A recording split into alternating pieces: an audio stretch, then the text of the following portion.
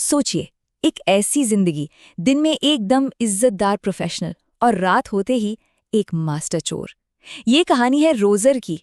एक ऐसी परफेक्ट दुनिया जो आप कह सकते हैं बस एक पतले से धागे पर टिकी है। तो सवाल ये है कि क्या होता है जब वो धागा टूट जाता है। ठीक है, तो इस पूरी कहानी को ना हम 5 हिस्सों में समझेंगे। हम देखेंगे कि कैसे एक चोर जो खुद को बहुत बड़ा खिलाड़ी समझता है, अचानक एक डरा हुआ शिकार बन जाता है। और फिर वो कैसे एक ऐसी चाल चलता है जो सबके होश उड़ा देती है। तो सबसे पहले मिलते हैं हमारे मेन कैरेक्टर रॉजर से। एक ऐसा बंदा जिसने 2 अलग-अलग जिंदगियां जीने की कला में समझिए पीएचडी कर रखी है। देखिए, दिन के उजाले में रॉजर एक कामयाब कॉर्पोरेट हेडहंटर है। बड़ी बड़ी कंपनियों के लिए टॉप सीईओज को हायर करता है। लेकिन जैसे ही रात होती है, यही रॉजर बन जाता है एक शातिर आर्ट चोर। और मजे की बात यह है कि वो अपनी इसी दिन वाली नौकरी का इस्तेमाल अपने अगले शिकार को ढूंढने के लिए करता है। उसकी कामयाबी का सीक्रेट, उसके 3 पक्के नियम। रूल नंबर 1, टारगेट की पूरी जासूसी करो, उसकी हर आदत जानो। रूल नंबर 2, स्पीड, बस 10 मिनट, उससे 1 सेकंड ज्यादा नहीं। और रूल नंबर 3, कोई सबूत नहीं, मतलब 0 डीएनए। और इन्हीं रूल्स की वजह से वो आज तक कभी पकड़ा नहीं गया। पर इस पूरी परफेक्ट लाइफ के पीछे ना एक बहुत बड़ा डर छिपा है। उसे अपनी पत्नी डायना को खोने का डर है। और बस यही डर उसे धोखे और झूठ के एक ऐसे जाल में फंसा देता है जहां हर कोई एक दूसरे से राज छिपा रहा है। तो अब कहानी में आता है वो मोड़ जब दांव अचानक बहुत बड़ा हो जाता है। रोजर के सामने एक ऐसा मौका आता है जिसे वो चाहकर भी नहीं छोड़ सकता। ये सब शुरू होता है एक आर्ट गैलरी की ओपनिंग में। डायना रॉजर को क्लास नाम के एक शख्स से मिलवाती है और बातों बातों में क्लास जिक्र करता है कि उसके पास एक बेहद कीमती पेंटिंग है। और सुनिए, ये कोई ऐसी वैसी पेंटिंग नहीं थी। ये पीटर पॉल रूबेंस की एक खोई हुई मास्टरपीस थी। एक ऐसा खजाना जो दशकों से दुनिया की नजरों से ओझल था।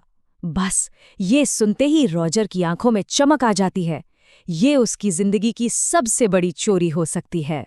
इसकी कीमत करोड़ों में थी, इतनी कि रॉजर के पैसे की सारी टेंशन हमेशा हमेशा के लिए खत्म हो सकती थी। तो रॉजर का प्लान एकदम सिंपल लेकिन ब्रिलियंट है। वो क्लास को एक सीईओ की नौकरी का झांसा देकर इंटरव्यू के लिए बुलाएगा।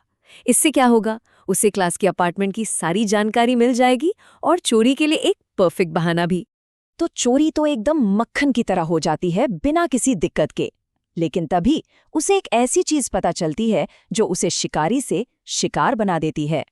रोजर अपार्टमेंट के अंदर है, असली पेंटिंग की जगह नकली लगा चुका है और उसे लग रहा है कि वाह, एक और काम हो गया।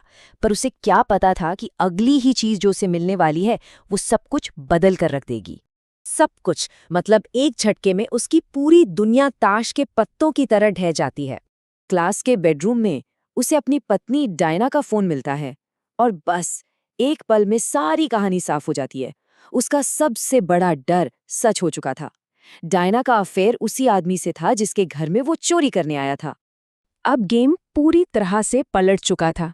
ये अब सिर्फ एक चोरी की बात नहीं रह गई थी, नहीं, ये अब एक बेहद खतरनाक दुश्मन से अपनी जान बचाने की लड़ाई थी। एक तो चोरी, ऊपर से नौकरी से रिजेक्शन, क्लास का गुस्सा 7वें आसमान पर था। और उसने रॉजर का ऐसा पीछा करना शुरू किया, इतना बेरहमी से कि रॉजर की हालत बद से बदतर होती चली गई।